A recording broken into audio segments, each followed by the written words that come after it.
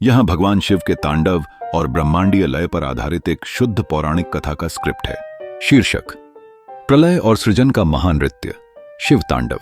दृश्य 1: शून्य और शांति। स्क्रीन पर पूरी तरह अंधकार है। धीरे धीरे एक मंद प्रकाश उभरता है। पृष्ठभूमि में एयूएम की गंभीर ध्वनि गूंज रही है। नरेटर: समय के आरंभ से पहले न कुछ था और न कुछ होने वाला था। यह शून्य था, लेकिन जहां पूर्ण स्थिरता होती है वहीं से कंपन की शुरुआत होती है। उस परम शून्य में महादेव शिव ने अपनी आंखें खोली। उनकी आंखें खोलते ही ब्रह्मांड की धड़कन शुरू हो गई।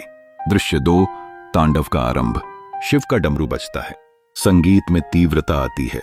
शिव अपना त्रिशूल और डमरू धारण करते हैं और उनका तांडव नृत्य आरंभ होता है। नरेटर: शिव का नृत्य कोई साधारण नृत्य नहीं है, यह तांडव है। उनके डमरू की हर एक थाप के साथ नए नक्षत्रों का जन्म होता है। उनके जटाओं से गंगा की धाराएं निकलती हैं, जो ब्रह्मांड को पवित्रता से सींचती हैं। उनका नृत्य सृजन और विनाश का एक अंतहीन चक्र है। जब वे अपना दाहिना पैर उठाते हैं तो सृष्टि का निर्माण होता है, और जब वे अपनी तीसरी आंख खोलते हैं तो अधर्म का भस्म होना निश्चित हो जाता है। दृश्य 3: सृष्टि का संतुलन। शिव के तांडव का दृश्य और अधिक भव्य हो जाता है। चारों तरफ प्रकाश की किरणें फैल रही हैं।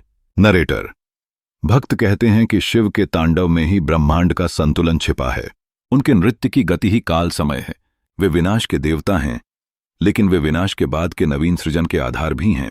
जब भी संसार अपने धर्म की मर्यादा भूलता है, महादेव का यह तांडव एक चेतावनी बन जाता है कि सब कुछ नश्वर है और अंततः सब कुछ उन्हीं में विलीन होना है।